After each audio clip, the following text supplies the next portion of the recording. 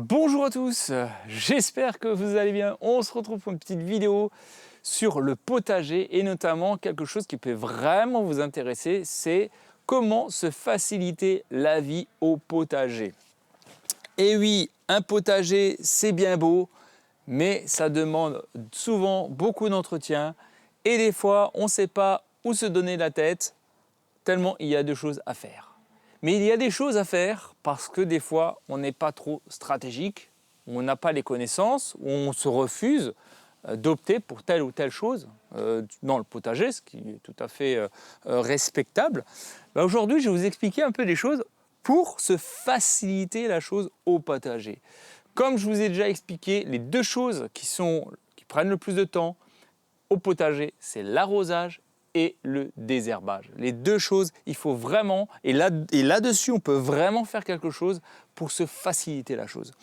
Première chose, c'est le désherbage.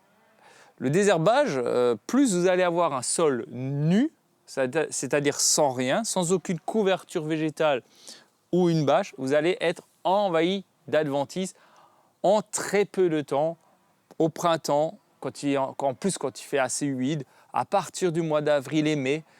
Au bout de 2 semaines, 3 semaines, vous pouvez vraiment être envahi complètement de mauvaises herbes. Donc il va être essentiel de trouver une solution pour limiter ce problème-là et ne pas attendre que ce problème-là soit en place. Alors, vous avez deux possibilités. Déjà, pour les adventices, les mauvaises herbes, on peut opter pour un géotextile de ce type-là. D'ailleurs, je vous mettrai en description de la vidéo, si vous voulez trouver des bâches comme celle-ci, professionnelles, c'est du 120 grammes au mètre carré, ça tient 15 ans et franchement, entre 10 et 15 ans, cette bâche, elle a déjà 3 ans, vous voyez, elle est encore impeccable et je vais la tirer comme ça au moins encore 10 années de plus. Donc autant dire qu'on peut largement les rentabiliser. Donc soit vous vous basez sur des bâches comme celle-ci, tissées ou non tissées pour les adventices, soit vous pouvez prendre du paillage, faire prendre du paillage de paille, de foin, ce que vous avez, du feuillage, bref, du BRF, bref, du mulch, voilà, on peut trouver une multitude de pailles de nos jours, du champ, du mulca, enfin, des écorces de fèves de cacao par exemple. Vraiment, on peut avoir pas mal de choses qui sont plus ou moins aussi esthétiques, parce qu'un potager, c'est quand même bien d'avoir quelque chose de... ça dépend des gens, mais d'avoir quelque chose de propre, de joli. Je pense qu'un potager ne signifie pas non plus la foire, la jungle, on laisse tout en vrac, c'est moche un potager. Non, un potager bien entretenu, croyez-moi, c'est tout aussi joli. Regardez ces belles tomates avec ces belles couleurs, entre presque le noir, le rouge, le jaune. Bref, on a des couleurs très variées dans le potager, du vert bien sûr pour le feuillage. Donc, on ne peut pas dire non plus que c'est moche. Voilà, oui, c'est sûr que ce n'est pas des géraniums, ce n'est pas du bégonia, ce n'est pas des photinias ou autres avec plein de couleurs, mais tout de même un potager bien entretenu et tout de même assez sympa niveau esthétique. Donc, il y a aussi ce côté-là, l'esthétisme. Donc, vous pouvez opter pour des bâches ou du paillage, mais en tout cas, ce qui est sûr, c'est faites quelque chose à votre sol, ne le laissez pas à nu. Par contre, si vous êtes dans des zones humides, évitez les paillis. Il faut éviter ça, ça ramène des gastéropodes, donc optez plutôt pour des bâches qui, eux, vont clairement ralentir l'apparition d'escargots, de limaces qui vont tout vous envahir. Donc ça dépend où vous habitez. Vous habitez dans le sud, vous pouvez mettre plutôt du paillage, ça marche très bien. Vous pouvez aussi opter pour les bâches, mais voilà. Ensuite, le deuxième, c'est l'arrosage. L'arrosage, oui, l'arrosage prend du temps. Si vous vous amusez avec votre arrosoir de 10 litres ou plus, ça fait à chaque fois 10 kilos que vous allez trimballer, faire des allers-retours pour arroser. C'est lourd, ça fait mal au dos, ça prend du temps. Donc là aussi, vous pouvez clairement vous automatiser tout ça, ou au moins semi-automatique, c'est-à-dire installer l'arrosage et juste ouvrir une vanne et la refermer comme moi j'ai. Je vous ai fait une vidéo d'ailleurs sur comment installer un arrosage automatique, enfin plutôt semi-automatique. Donc avec des tuyaux, des buses que vous voyez ici, qu'on met dans la terre, qui vont délivrer tant et tant de 4 litres à l'heure, donc ça suffit largement. Et l'arrosage, croyez-moi, ça prend du temps, il faut tirer les tuyaux, etc. Tout ça, ça prend du temps.